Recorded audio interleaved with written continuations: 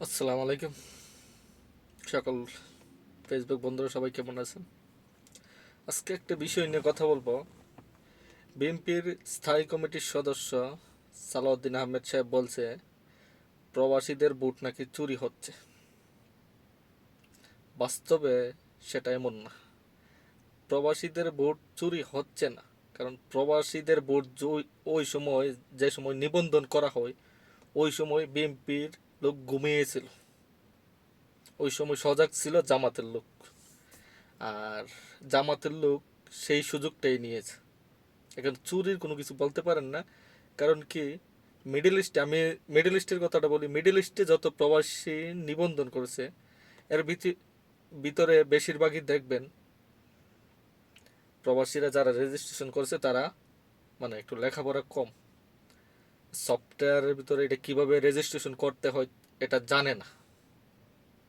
আর ওই সুযোগটাই জামাত নিয়েছে। জামাত তাদের কর্মীদেরও এটা করিয়ে দিয়েছে, এবং সাধারণ যারা নাগরিক আছে তাদেরকেও রেজিস্ট্রেশন করাইছে, করায় তারা ভোটটা কালেক্ট করতেছে। এমনকি শুধু আপনারা মনে করতেছেন যে প্রবাসীদের ভোট কালেক্ট করতেছে, সেটা না। প্রবাসীদের থেকে তারা বড় ধরনের একটা ফান্ড সংগ্রহ করতেছে নির্বাচনে খরচ করার জন্য।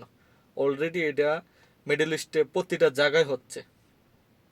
এটা আপনারা যদি ভালোভাবে খোঁজ খবর নিয়ে মানে জানতে পারেন, শুধু ভোট না, প্রায় 8 লাখের মতন হয় প্রবাসের নিবন্ধন হয়েছে। এর ভিতরে বেশিরভাগ অংশ হয়েছে মিডল ইস্টে।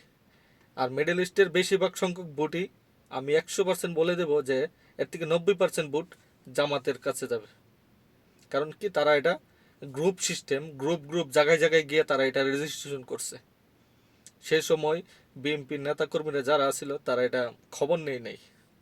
নিজেরাও করছে না, অনেক নেতা আছে বা বিএনপির অনেক নেতা কর্মী আছে, এটা খবর নেই, করে নাই, রেজিস্ট্রেশন করে নাই, কিন্তু জামাত ওইটাও করছে, সাথে ফান্ডও কালেকশন করতেছে একটা বড় ধরনের অ্যামাউন্ট। মনে করেন মিডল ইস্টের থেকে জামাতের ফান্ডে যাবে, এটা ধরে রাখেন। আর জামাতের বড় বড় নেতারা, ওটা হাইকমান্ডও জানে যে মিডল ইস্টের থেকে জামাতের জন্য বড় ধরনের একটা ফান্ড সবসময় আসে, এবং কি এই নির্বাচনে আসবে। তার বিএনপি এখানে ভোট চুরি করে নিছে, কথাটা বলা ঠিক না। কারণ কি, ওই সময় আপনারা সজাগ ছিলেন না, তারা সজাগ ছিল, আপনারা এখন সজাগ হয়ে বলতেছেন এটা। কি কিছু বুঝতে পারছেন?